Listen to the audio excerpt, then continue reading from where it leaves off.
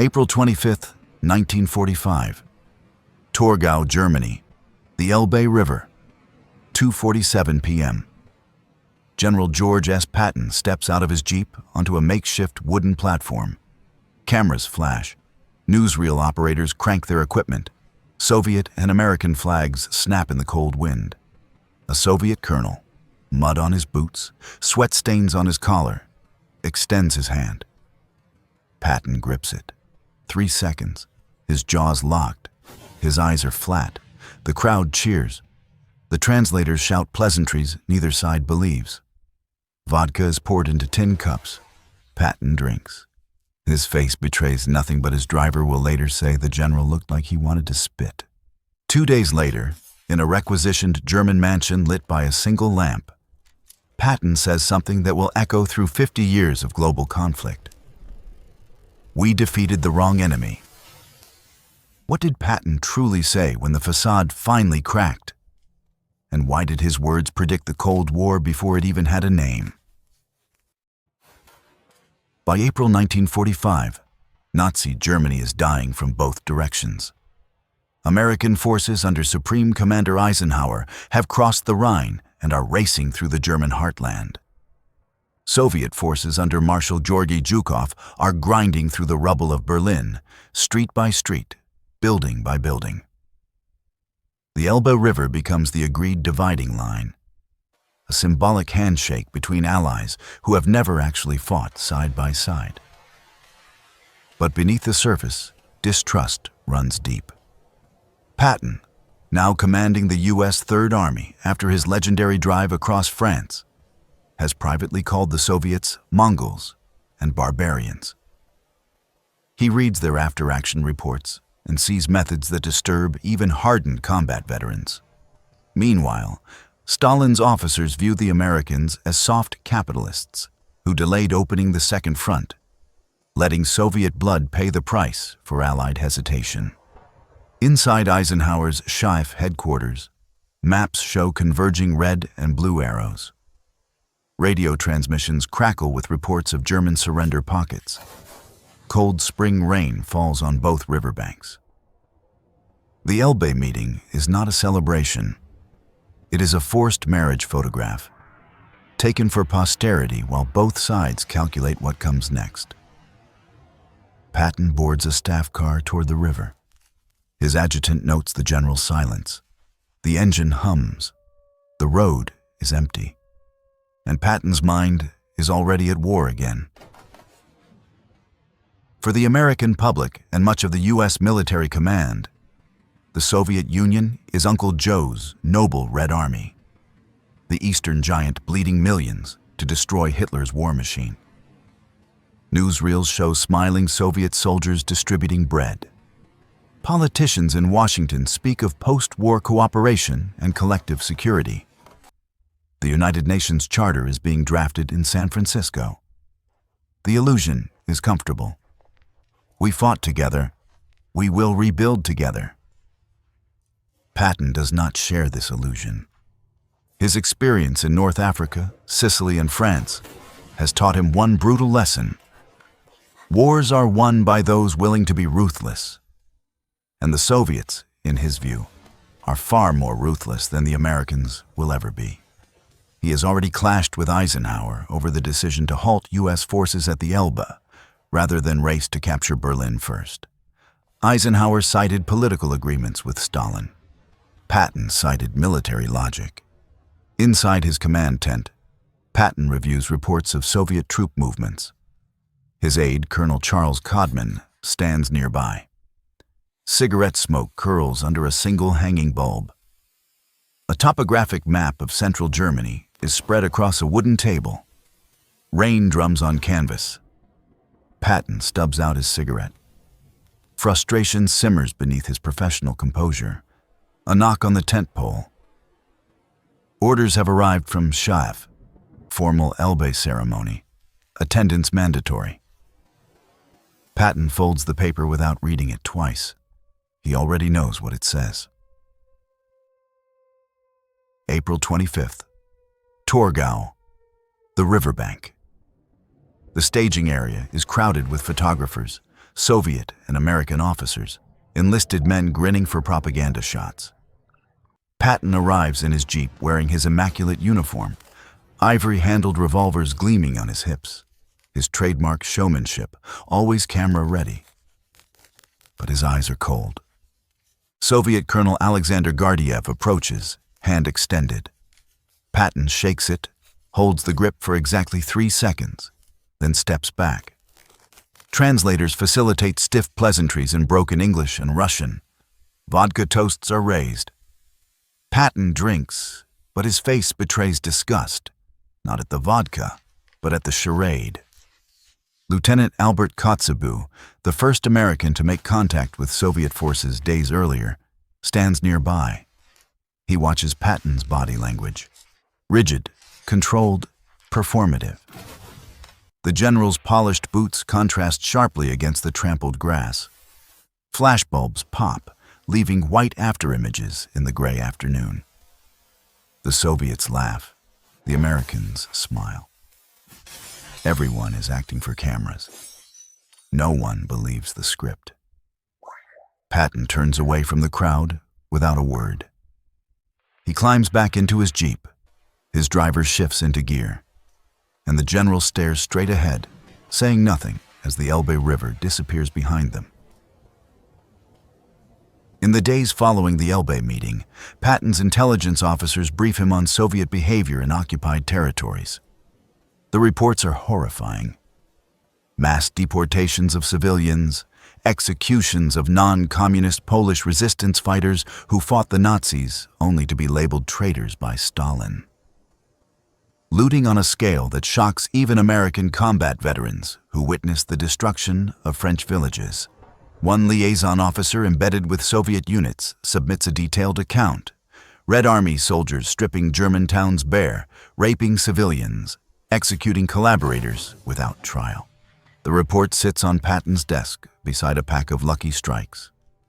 He reads it once, then twice. Then he picks up a pen and begins writing a letter to Eisenhower, a letter outlining his concerns about Soviet intentions, about the need to maintain military readiness, about the possibility that the alliance will not survive peace. The letter is filed. It is read. It is ignored. Patton's aide, Codman, waits outside the door. Inside, the only sound is the scratching of Patton's pen on paper. A lamp casts long shadows across the desk. Moral revulsion is hardening into certainty. Patton seals the letter. He hands it to Codman without explanation. The aide salutes and leaves. The door clicks shut, and Patton lights another cigarette, alone with maps that no longer show enemy positions because the enemy, in his mind, has already changed. Late April 1945. A holding area for German POWs near the American-Soviet demarcation line. Patton witnesses something that crystallizes every fear he has been articulating to deaf ears.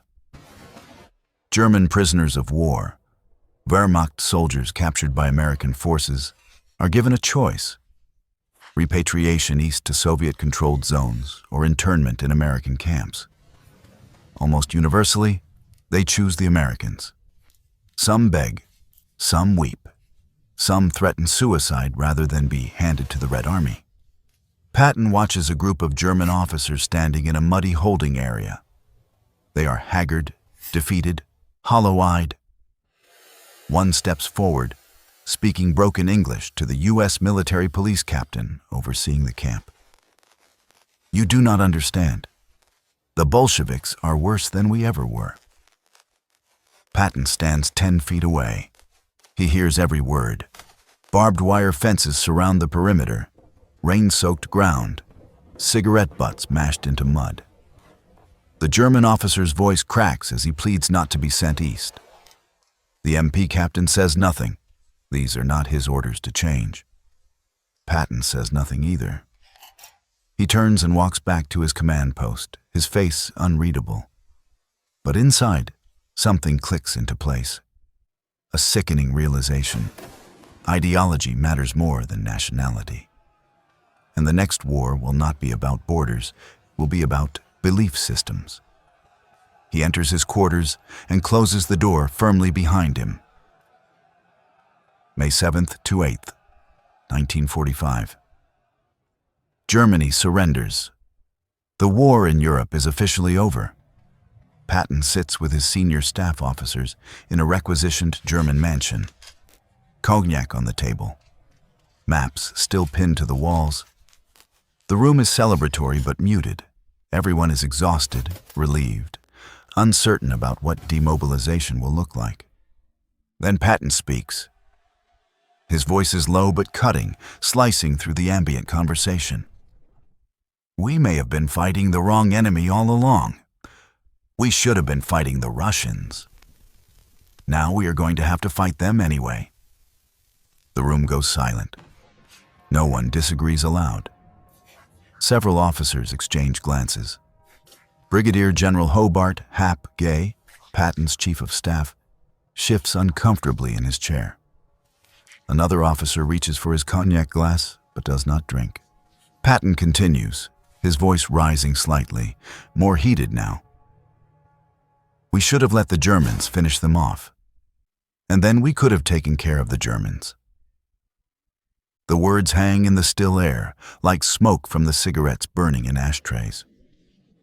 Crystal cognac glasses catch lamplight. The shadow of Patton's profile stretches across the wall. This is not a calculated speech. This is a dam breaking. Patton stands abruptly. He walks to the window, staring out at the dark German countryside, and no one dares to respond. The silence is suffocating. General Gay shifts in his chair again. Another officer clears his throat, then refills his glass without drinking. Patton does not turn from the window. Outside, the sound of distant truck convoys rumbles through the night. American supply lines still functioning, still moving, still preparing for a war that, officially, no longer exists. Finally, someone attempts to steer the conversation back to logistics.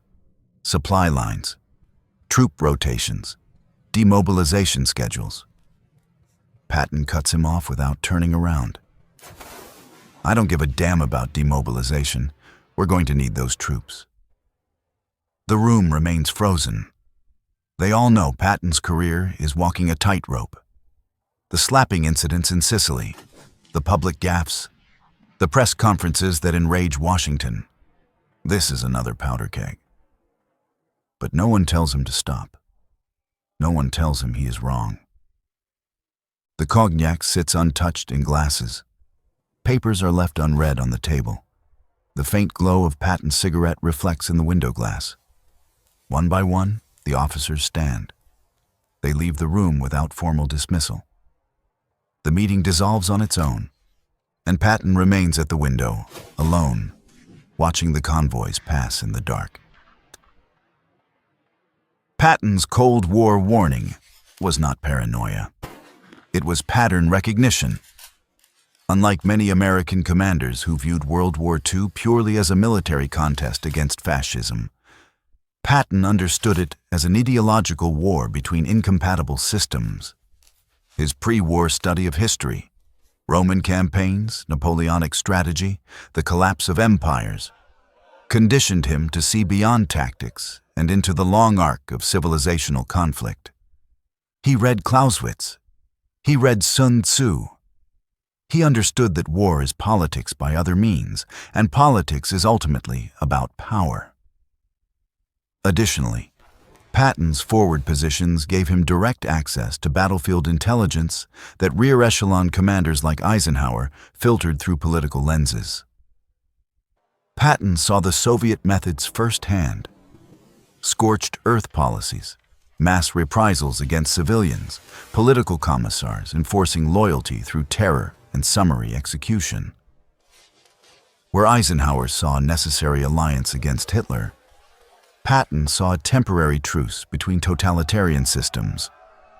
Where Roosevelt saw Uncle Joe as a potential partner in post-war reconstruction, Patton saw Stalin as another dictator. Different ideology, same methods. Inside his tent in earlier months, books were stacked beside his cot. Roman history, Military theory, handwritten notes in margins, battle maps with Soviet positions circled in red. Patton was intellectually isolated, a man who saw the future but could not convince his peers to look in the same direction. And in Washington, D.C., his letters arrived, were read, and were quietly shelved. Patton's remarks do not stay private. Rumors circulate among staff officers. Journalists hear whispers. By late May 1945, Patton gives a press conference where he makes inflammatory comments about former Nazi Party members, suggesting they are no different from Democrats or Republicans. Just another political party necessary for running a functioning government. Eisenhower is furious. Patton is relieved of his combat command. He is reassigned to a ceremonial posting overseeing the military occupation government, a desk job, a bureaucratic prison. His career, once destined for command in the Pacific Theater against Japan, is effectively over. Patton writes in his diary, "They don't want to hear the truth. They want to pretend we can all be friends now." His prediction about the Soviets is dismissed by Washington as the ranting of a bitter, obsolete warhorse unable to adapt to peacetime diplomacy. Eisenhower's office processes the reassignment paperwork. Patton's Third Army insignia is replaced. Empty hallways in his new command building echo with the absence of purpose. Betrayal and resignation settle over Patton like fog. He knows he is being silenced. He knows his warning will be ignored until it is too late. He drives alone through occupied Germany, his Jeep passing Soviet checkpoints where Red Army soldiers wave him through without recognition. The man who predicted the Cold War is sidelined before it even begins. By March 1946, less than a year after Patton's Elbe River warning, Winston Churchill delivers his Iron Curtain speech in Fulton, Missouri. Churchill declares that Europe is divided between free and communist worlds. The phrase Iron Curtain enters the global lexicon. The Berlin blockade follows in 1948. The Korean War erupts in 1950. The nuclear arms race accelerates. Vietnam, Cuba, proxy wars across Africa, Asia, Latin America. Every conflict Patton feared materializes. Historians later unearth his diaries and letters, realizing that his May 1945 comments were not reactionary paranoia, but strategic foresight grounded in observable Soviet behavior. The United States spends the next 50 years fighting the ideological war Patton saw coming in April 1945. And Patton himself, he dies in December 1945 from injuries sustained in a car accident near Mannheim, Germany. The circumstances remain suspicious. Low-speed collision, catastrophic spinal injury, rapid deterioration. He never lives to see his warnings validated by history. Archival footage flickers, newspaper headlines reading, "Iron Curtain descends" and "Red threat grows." Black and white footage of Soviet tanks rolling into Prague. The Berlin Wall rising, mushroom clouds over test sites. Korean war trenches, Cuban Missile Crisis tensions. Patton was right, but it cost him everything. The Elbe River still flows, quiet and indifferent to history. The 1945 handshake ceremony is a footnote in most history books, a feel-good moment of Allied unity before the real struggle began. But Patton's words linger in declassified archives and military studies. He was not a prophet. He was not even always right.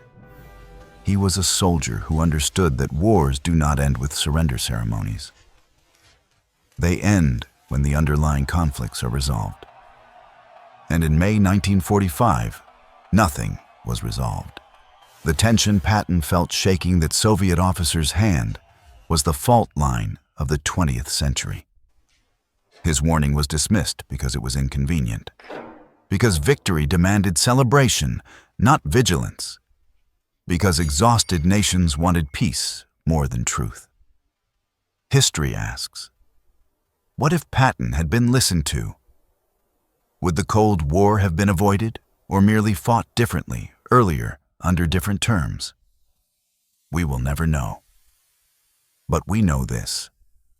When Patton said, "We defeated the wrong enemy," he was not speaking to May 1945. He was speaking to the next 50 years. He was speaking to us. The cost of ignoring uncomfortable truths is always paid later. With interest,